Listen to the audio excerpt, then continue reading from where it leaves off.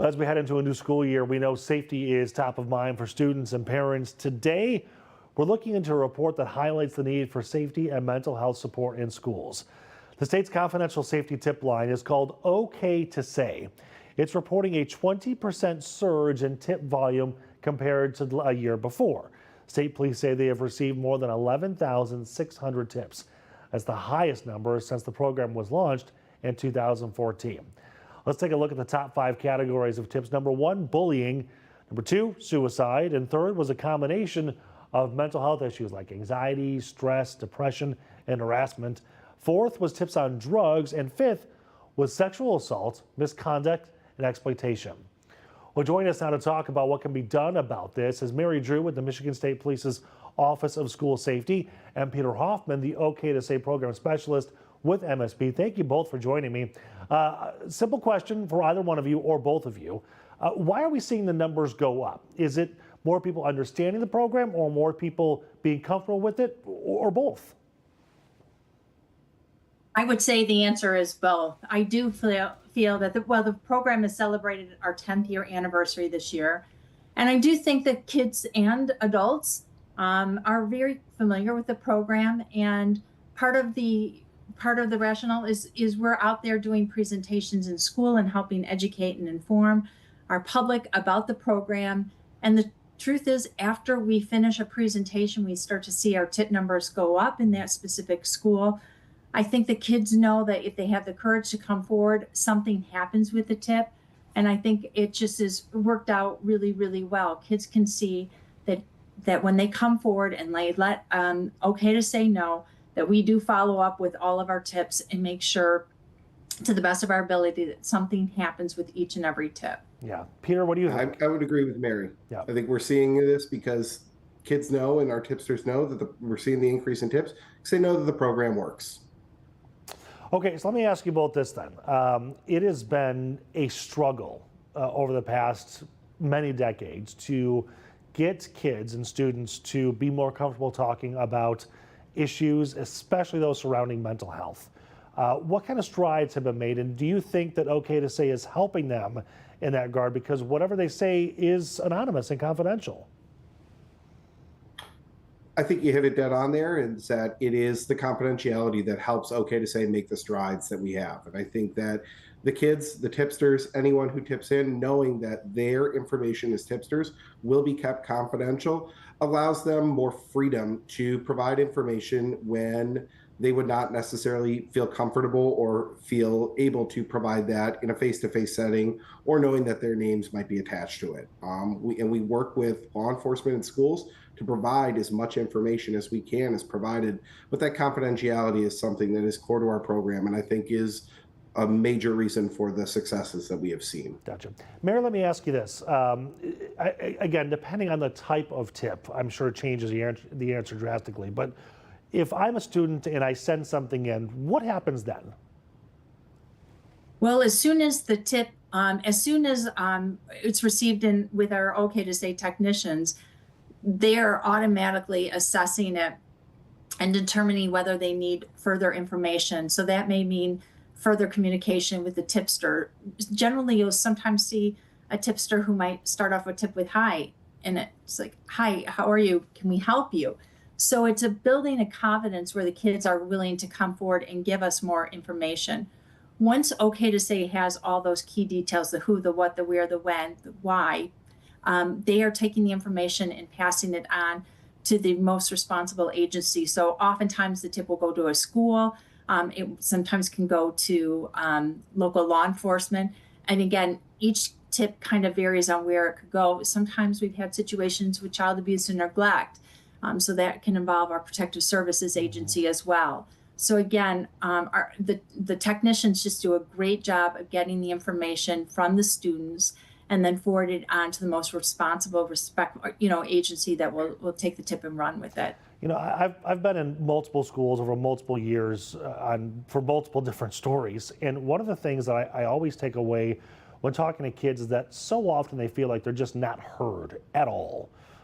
Do you think that this is a tool that actually can change that? I think it does. And part of the reason why I do believe that kids have gone to trusted adults in their lives and maybe nothing changes. This is a tool that kids can use respectfully, responsibly, and I think that they are. But the one thing that sets us apart is that once a tip is submitted to a school or to local law enforcement, the team follows up to make sure that something happens through an outcome report. And I think that kids believe that, gosh, the Michigan State Police is following up. They want to make sure that something happens with the tip. So I do believe that that is another avenue that gives kids a little bit of confidence that the program is working and that, the team is following up. Yeah. Okay, Mary, Peter, we're going to take a short 90-second break. When we come back, we're going to talk more about the program. And I want to talk more about mental health and what happens on that side of things. So we'll be right back. Welcome back, everybody. Back now with Mary Drew with the Michigan State Police Office of School Safety and Peter Hoffman, the OK2SAY program specialist with the Michigan State Police. Thank you again, both of you, for joining us. More on the mental health aspect of this. My understanding, and please correct me if I'm wrong, is that there are folks on the other side of this app that if a student or anybody texts in or gets on the app and says that they are having suicidal thoughts or need some help, that there's people there that will talk to them and they're trained for this. Yeah, absolutely. Our techs go through significant training in regards to dealing with these types of situations, and we have very specific policies in place to help work with those people that are tipping in or saying they are having thoughts of self-harm or suicidal ideation. And we also work very closely with our partner agencies through local law enforcement, through schools, et cetera, to make sure that if we are getting a tip like this, if we are receiving it, and if our techs are, we're making sure that that tip is passed immediately to first responders who can potentially intervene to ensure that that tipster's life is protected or the subject of the tip's life is protected. Yeah. Mary, I know the program has been around for, 10 plus years now at this point. I don't know if I want to call it success stories, but it's kind of the best I can come with off the top of my head. Have you had conversations with, I'm focusing on students here who have reached out asking for help or have reached out, wanting to highlight something, and we get to kind of see things come full circle? Yes, we've had some really major success stories where a student came forward and as a result, maybe a friend or a peer got the help that they needed. We've had situations where then the tipster will call back and just say thank you. And I think that's really, very rewarding when you see that the student has seen the program has helped to intervene on behalf of a friend or a classmate.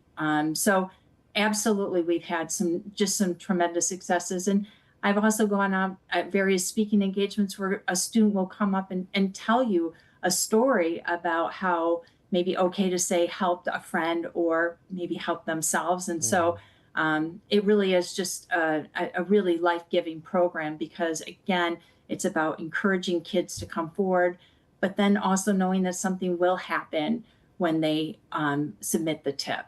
It's interesting, when the three of us were in school, and we don't have to say how old we are, but when we were in school, there was always this stigma surrounding mental health or ratting your friend out or tattling. And I feel like that's diminishing in schools. And I think this app is helping with that. But what do you think?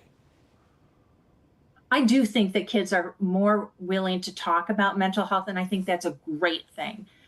But one thing I do always try to bring to light when we're talking about the OK2SAY is that 70% of the tips that are coming in is new information from a school or for local law enforcement, and this is based upon our outcome reports. So as much as we're trying to get kids to tell a trusted adult, the truth is, we know that there is a code of silence. So that's one of the benefits about this program is that it does give kids the avenue to be able to communicate when they're worried about a friend or a classmate. So again, the kids can call, text, email, go online, or download the mobile app. Kids are comfortable using technology, and so oftentimes that will be the mechanism where students relay that information.